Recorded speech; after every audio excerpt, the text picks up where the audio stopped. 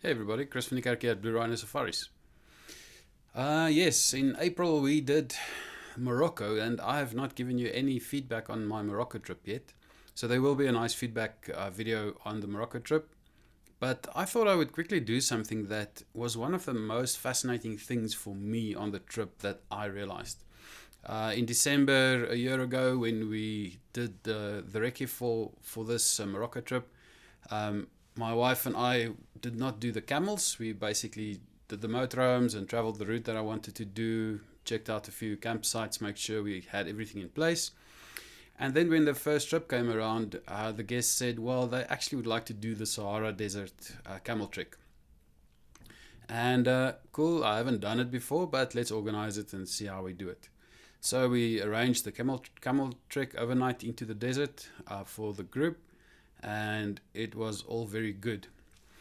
And then when it came time to pack our bags for the overnight, I was like, okay, it is the desert, so maybe we should take some head protection, like a hat or something, just against the sun, because we don't know if we are going to be exposed to the sun, blah, blah, blah. Let's be safe rather than sorry. So what do? You go for the trusted old bush hat.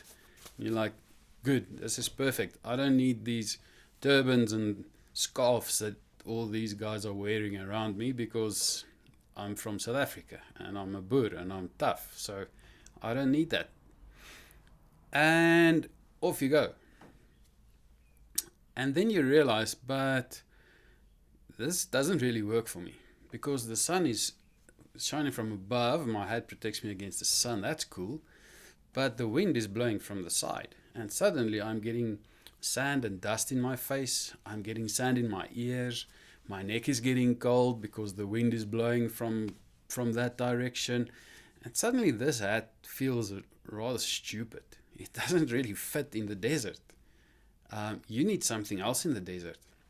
And then you switch to the scarf. And as you can see in the videos and the pictures, that is what the group generally decided to go with. Now, it was not forced upon us. It wasn't told to us that we need to wear a scarf or that we need to protect our heads with scarves. It's just common sense. I mean, you don't have to think about it. It's what everybody does. But no, if you wear that, you look like a terrorist. Because we grew up in South Africa, and remember, if you wear a scarf or a turban, then you are a terrorist of some sort. So growing up in the old South Africa, that was one of those things, and it's absolute rubbish. Scarf is one of the most protective things that you can wear. So fortunately, I had my scarf with me because I bought one just in case I needed one, but I had no idea what to do with this thing. So I asked someone to show me how to fold it and how to do it, and what is the ins and outs of a scarf. So I got myself a long one. You get long ones and short ones, and you tie them differently depending on what you want to do. So just quickly, the way it works, you basically get it over your head, and then around your head like this. Let's just fold it, and it basically just wraps around. So this is the long one, and a long one is worn slightly different to the other ones, but there you have it. Now this little piece that I hanged around the edge first, this is now the lacquer piece that you have. If the wind is blowing, you shove it in here, push it up there, and there you have it. Your ears are covered, your neck is covered, your face is covered. So if it's a sandstorm, the ladies in the streets, if you go to the market and you want to buy a few vegetables, the ladies that walk in the street, they have this scarf hanging around. It's there. You walk like this, everything you need is on your head.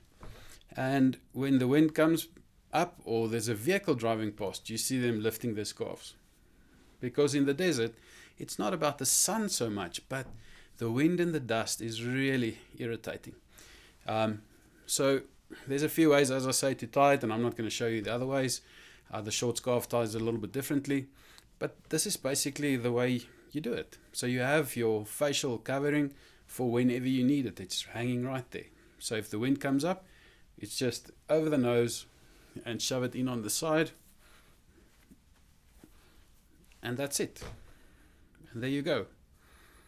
You have a facial protection, your ears are covered, there's no sand coming in. This is like the best way that you can actually operate in a desert. And it's fascinating. So these guys that have been wearing their headscarves for centuries are definitely one up when it comes to how to protect themselves. Because this lekker old bush hood is fine in the bush, but it doesn't work in the desert. So I thought I would just share it with you. The closest we probably get to a headscarf would be a balaclava. But then we get to that same place where, someone wears a balaclava, it must be a scallum. If someone wears a headscarf, it must be a scallum. We have this thing in our head where these head protection, like a headscarf, is connected to a culture and a different group of people that we are scared of. And it's absolute nonsense. A headscarf is one of the best things that you can wear when you get into a sandy, dusty place. My headscarf travels with me through Southern Africa. If you see me with my headscarf, it's because I think at that point it's going to work the best. It's warm, it keeps your ears protected, and it's easy to breathe through. It's not an issue. So if it's very dusty, very windy, a headscarf is much nicer to wear than a hat. And it goes over the top of your head, so it protects your head against the sun in any case. So yeah, I thought I would just give you a little video to show you what interesting things we find when we start traveling into different countries and experience different cultures. So there's another Morocco trip coming up in 2026 in April. I don't have one next year. Next year I'm busy with other stuff. We're doing the Gorillas and the Serengeti together, so I have quite a long trip there. But Morocco 2026 April, there's already vehicles booked on it, so if you want to go, let me know and we can visit Morocco together. It is a fun country to visit. The food is great. It's affordable.